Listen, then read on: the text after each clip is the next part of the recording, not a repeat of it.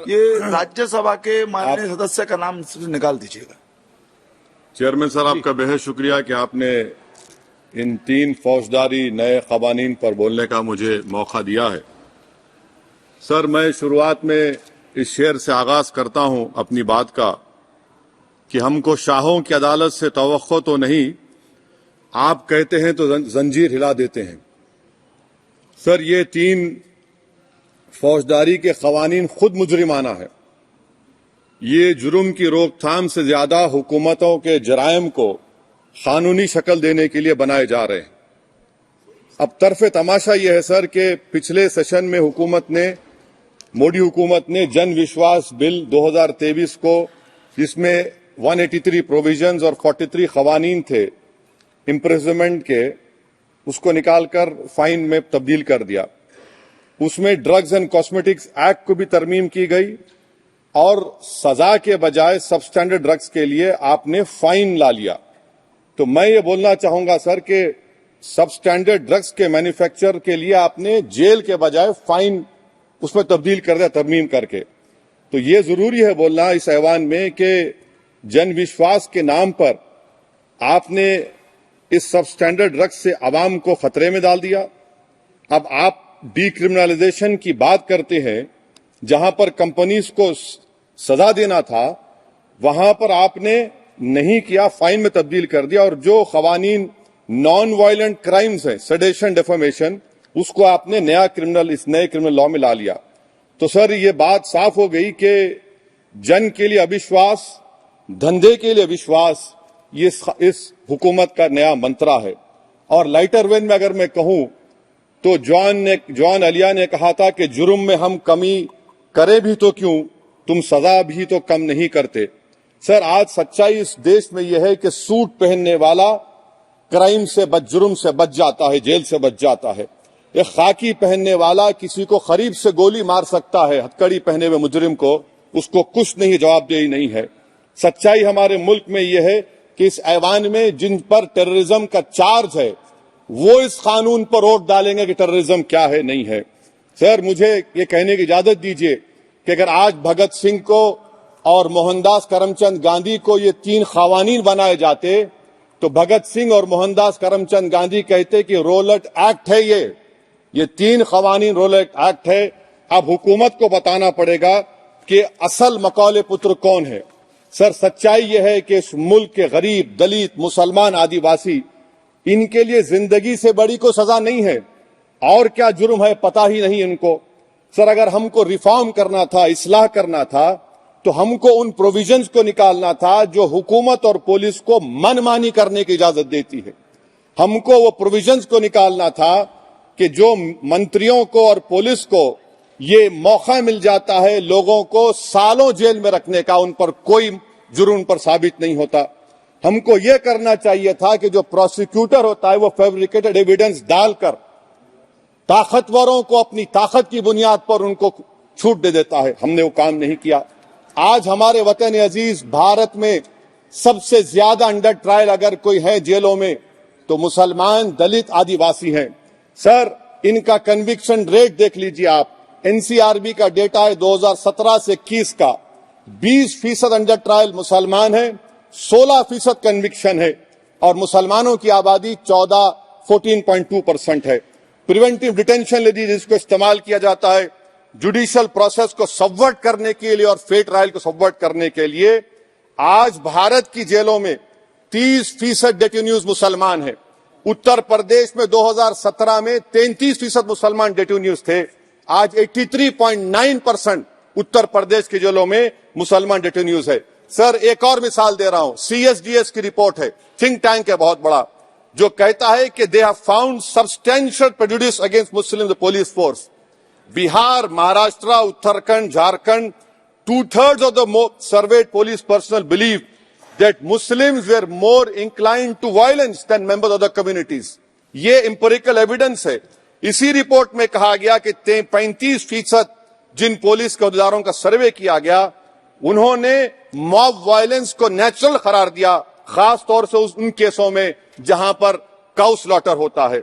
CJPAP का investigation report है sir कि कोविड-19 के दौरान जिन लोगों 25% मुसलमानों का अरेस्ट किया गया था। ये बायसनेस नहीं है तो क्या है?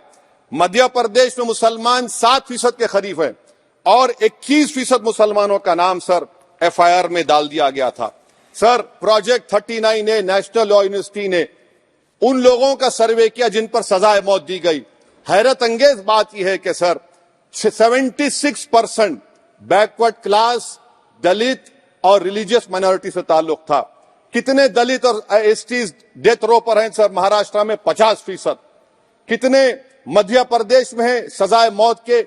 36% दलित और आदिवासी। कर्नाटका में 36%, बिहार में 31%, झारखंड में 30%, गुजरात में 19 लोग जो सजाए मौत के इंतजार में हैं, 15 मुसलमान हैं। केरल में 60% जो सजाए मौत के मुल्जिम है रिलीजियस माइनॉरिटीज है। सर आखिर इस देश में कब तक ये चलता रहेगा कि अनस्पोकन रिजर्वेशन उन लोगों के लिए उनके पास पूरा पॉलिटिकल पावर है और एक अनस्पोकन रिजर्वेशन है दलित, मुसलमान, आदिवासियों के, इनको जेल में रहना पड़ता है? कि आखिर ये कैसे मुमकिन है सर कि आलाजाद के जो अक्सरियती तबके के लोग हैं उनके पास सियासी ताकत है, माशी ताकत है, सोशल ताकत है और मुसलमान और दलित आदिवासी जेलों में पड़े रहते हैं? अरे अगर आप 3 कानून लाकर इस्लाह कर रहे हैं तो कौन सा इस्लाह है? आप तो ताकतवरों का रिफॉर्म कर रहे हैं, गरीबों को इससे क्या फायदा हो रहा है? तो जैसा अंग्रेजी में कहा गया था कि the cure is dangerous than the disease. Sir अब आप आ जाइए BNSS पर, क्लॉज 187 डिटेंशन का पीरियड देख लीजिए सर 187(3) में, यानी 15 दिन से ज्यादा आपको मुश्किल है प्रेजेंटली। अब आपने प्रोविजन दे दिया कि 90 दिन तक आप कभी भी 5 दिन का, 6 दिन का, 10 दिन का, यानी 90 दिन तक किसी को बेल नहीं मिलेगी।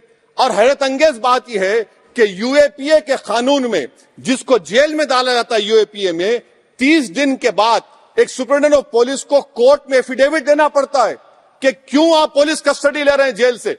आपने वो भी निकाल दिया।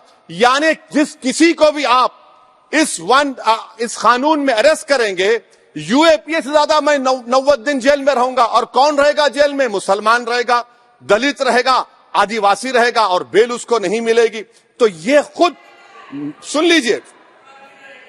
लीजिए, तो यानी कन्विक्शन नहीं होगा, ना बेल मिलेगी क्योंकि पुलिस कस्टडी है। ये कानून में है सर, आप मुझे करेक्ट कर सकते हैं। अच्छा, DK बासु के गाइडलाइंस को आपने अडॉप्ट नहीं किया। क्लॉज 53(1) आप ये भी नहीं कह रहे कि भाई कौन उसको एग्जामिन करेगा, तो discretion of the medical practitioner. अरे आप ये पुलिस में जब जाते हैं तो पुलिस इतनी खातिर तवाजो करती है कि तलवों से लेकर जिस्म तक पूरे निशानात उसके जिस्म पर रहते, और आप कह रहे हैं कि मेडिकल प्रैक्टिशनर डिस्क्रेशन करेगा तो होगा।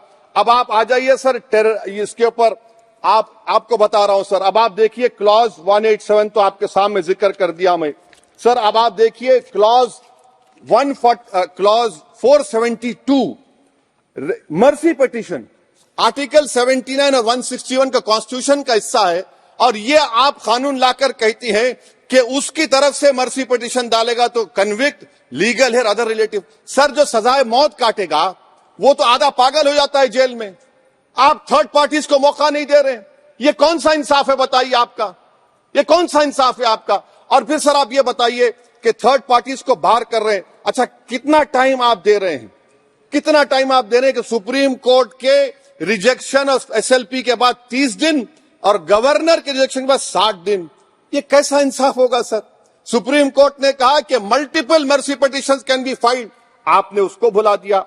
अच्छा सर, अब आप एक और बात देख लीजिए, क्लॉज 479 में ये कहते हैं कि अगर कोई डिटेंशन पीरियड अपना 1/2 ऑफ द क्राइम जो ऑफेंस का पूरा कर लिया तो उसको बेल मिलेगी।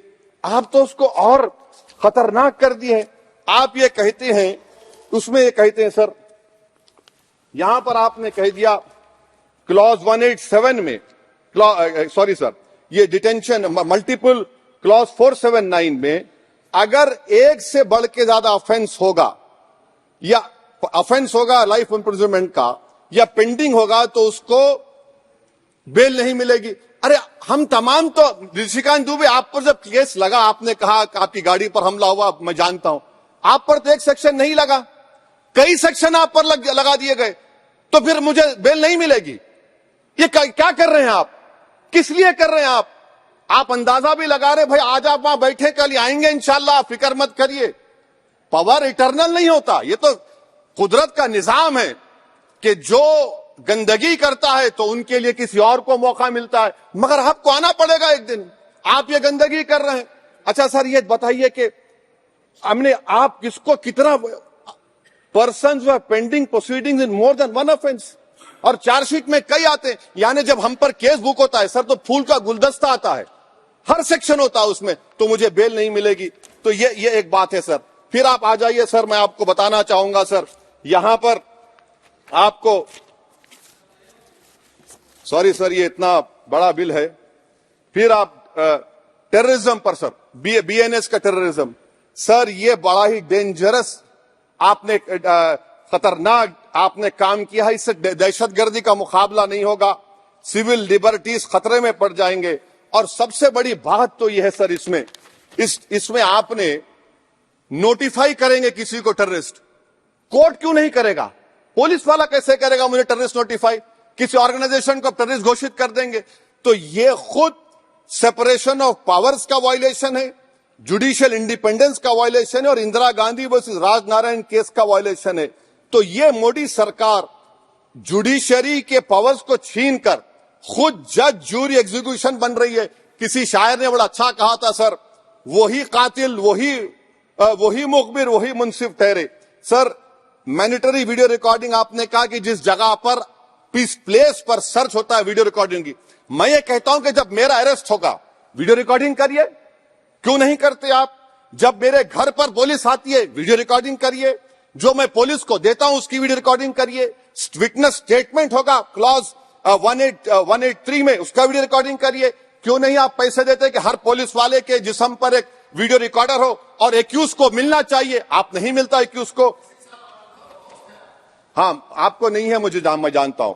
क्लॉज 250 और 262 सर इनकंसिस्टेंट है। तो क्लॉज 250 में 60 डे टाइम लिमिट है डिस्चार्ज के लिए। अगर एक्यूज को कागज नहीं मिलता है, हम सब जेल में गए, मैं कई मर्तबा जेल में गया हूं, ससुराल में इतना नहीं गया जितना जेल को जाने का मुझे मौका मिला, चाहे कांग्रेस की तेलुगु देशम की हुकूमत रही है। ससुराल कहते हैं कुछ लोग। क्लॉज 262 है, क्लॉज 262 में डिस्चार्ज एप्लीकेशन है, वो फ्रेमिंग ऑफ चार्जेस के बाद डाल सकते हैं। ये it defeats the purpose. What is the discharge application which is to prevent police from using delay tactics? Discharge always precedes framing of charges.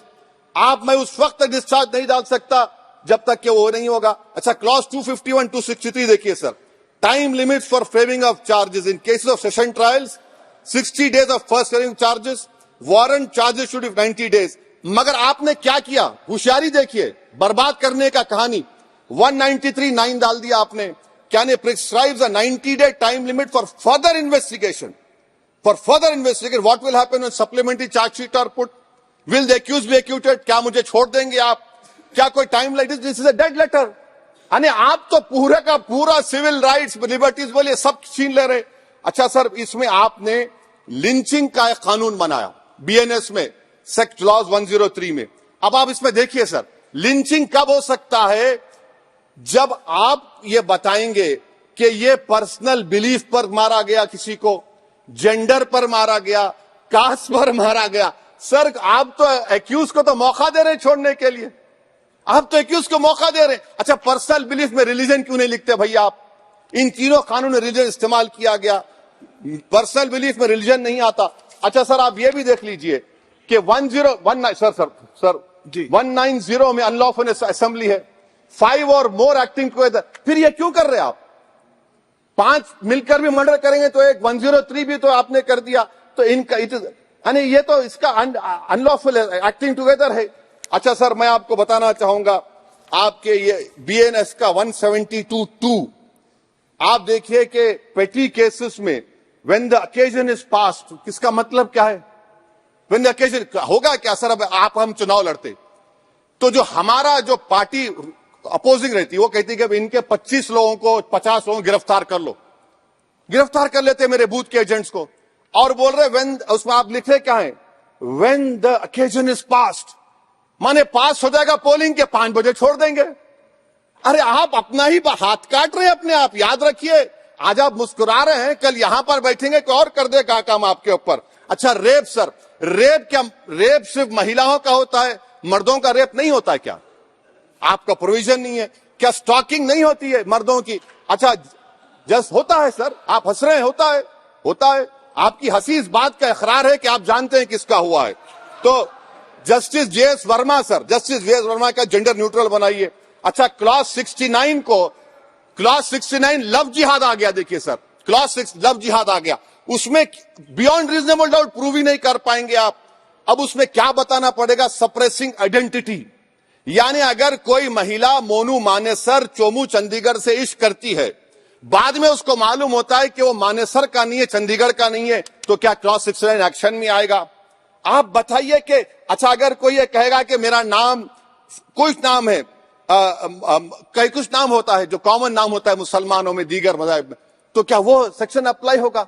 ये क्या आप कर रहे हैं? अच्छा आपने अडल्ट्री को निकाल दिया, आपने होमोसेक्सुअलिटी को निकाल दिया, तो ये कंसेंशुअल सेक्सुअल रिलेशन जो 18-20 साल के ऊपर के लोगों में करते हैं, मैं इसका खिलाफ जरूर हूं मजहबी एतबार से, मगर आप क्यों उनकी ऑटोनॉमी को रोकना चाहते हैं? अच्छा सर, सेक्शन क्लॉज 1093 बीएनएस का, आपको it does not require knowledge और intention part of person facility commission of organise crime.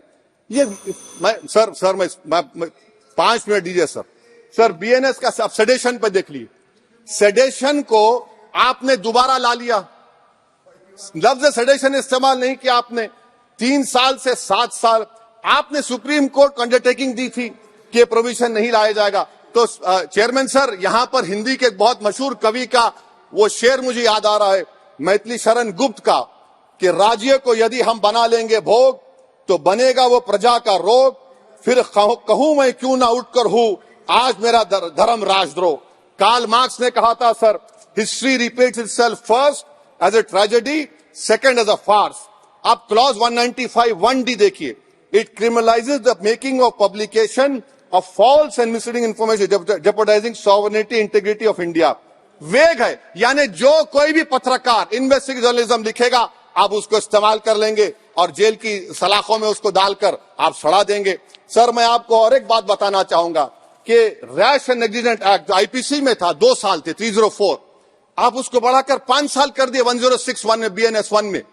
और rash and negligent driving 304 IPC में था 2 साल की सजा, आपने 10 साल कर दिया। यह क्रिमिनल जुरिस्प्रूडेंस का हिस्सा नहीं है। अच्छा क्रिमिनल ऑर्गेनाइजेशन, उत्तर प्रदेश में यूपी गैंगस्टर एक्ट में एक चार्जशीट में गैंगस्टर एक्ट लगता।